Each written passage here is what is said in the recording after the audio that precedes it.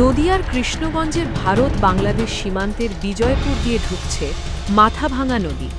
বাংলাদেশের দর্শনার কেরো অ্যান্ড কোম্পানির সুগার মিলের দূষিত জল ফেলা হচ্ছে ভারতের মাথাভাঙা নদীতে। মাথাভাঙা নদী কৃষ্ণগঞ্জের পাবাখালীতে গিয়ে চূর্ণিতে মিশেছে। সুগার মিলের দূষিত জলে এই নদীতে মাছের মড়ক লেগেছে।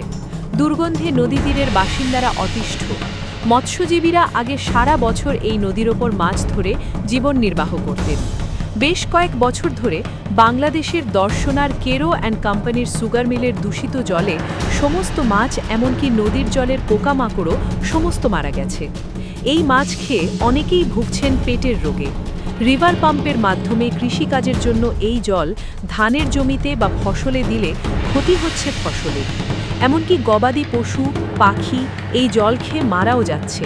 তবে উদাসীন রাজ্য সরকার। উদ্দেশ্য প্রণোদিতভাবেই এটা করছে ওই কোম্পানি, এমনটাই বলছেন স্থানীয়রা।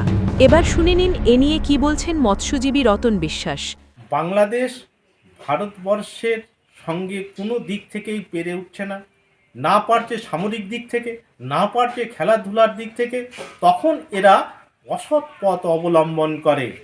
বাংলাদেশে যে চিনি কারখানাটি আছে, সেই চিনি কারখানাটির দূষিত জল রাতের অন্ধকারে ভারতবর্ষের নদিয়া ডিস্ট্রিক্টের মাথাভাঙা এবং চূর্ণি নদীতে সেই দূষিত জল ছেড়ে দেয় এবং নদীর সমস্ত মাছ মারা যায় এবং পরিবেশ দূষিত হয়। এই ঘটনার পরিপ্রেক্ষিতে আমরা তীব্র প্রতিবাদ জানাই এবং ভারত সরকারের কাছে একান্ত অনুরোধ, বাংলাদেশের বিরুদ্ধে এর যেন সঠিক পদক্ষেপ নেয়। পরিবেশবিদ স্বপন কুমার ভৌমিক জানালেন, বেআইনিভাবে এই কাজ করছে বাংলাদেশ। আমাদের বাংলাদেশের কেরো অ্যান্ড কোম্পানি তাদের দূষিত জল আবার ছেড়েছে এবং এই নদী দূষিত হয়েছে। আমাদের দীর্ঘদিনের দাবি আন্দোলন, এবং যেটা বাংলাদেশ করতে পারে না, সম্পূর্ণ বেআইনিভাবে এই কাজ দীর্ঘদিন ধরে করে যাচ্ছে। আমরা ভারত সরকারকে বলেছি যে আন্তর্জাতিক ট্রাইব্যুনালের হস্তক্ষেপ নেওয়া প্রয়োজন। এটা আন্তর্জাতিক হস্তক্ষেপ ছাড়া বাংলাদেশ এই দূষিত জল ছাড়া বন্ধ করবে না এবং আমাদের এই যে নদীমাতৃক সভ্যতা, সেই সভ্যতাকে একদম নষ্ট করে দিচ্ছে। এবার শুনে নিন এ নিয়ে কি বলছেন মৎস্যজীবী রতন বিশ্বাস। মাছ মরে যাচ্ছে, সব কিছু মাছের সমস্যা, 10,000 মিল ছাড়ছে, জল পচা, সব কিছু আলাদা কিছু করে কাজ করতে হচ্ছে, ধরতে পারছি না। আপনার কি মাছ ধরে জীবনযাপন করতে? আমরা মাছ ধরে জীবনযাপন করি। এখন কি করবেন? এখন কী করবো, একজন মজুরি খাটার সমস্যা করতে হবে, তাছাড়া তো উপায় নেই, কী করে খাবো। বলছি, বাংলাদেশ থেকে যে জল না ছাড়ে তাহলে নদী থেকে মাছ হয়? হ্যাঁ, মাছ হয় তো, মাছ হয়, ভালো ভালো মাছ হয়।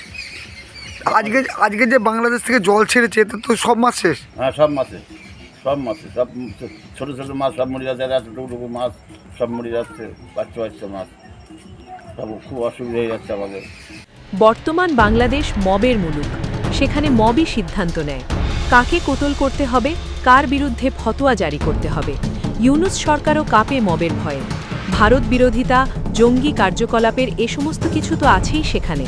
যেটা নেই সেটা হলো গণতন্ত্র, যেটা নেই সেটা হলো প্রশাসনিক ব্যবস্থা।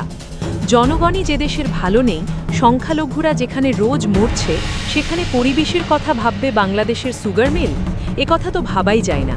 কিন্তু তাদের ক্রিয়াকলাপের জেরে কেন ভুগতে হবে পশ্চিমবঙ্গের মানুষকে? আর কেনই বা চুপ বসে থাকবে এই রাজ্যের সরকার?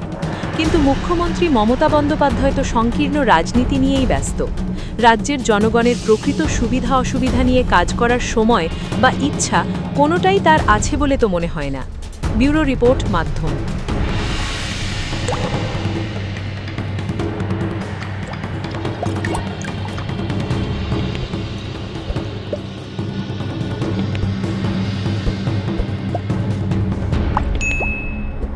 Goa's transformation is more than just development. It's about progress and a brighter future for all. Bridges that unite aspirations, highways that bring communities closer, world-class airports welcoming opportunities. From modern infrastructure to seamless connectivity, Goa is on the fast track to grow.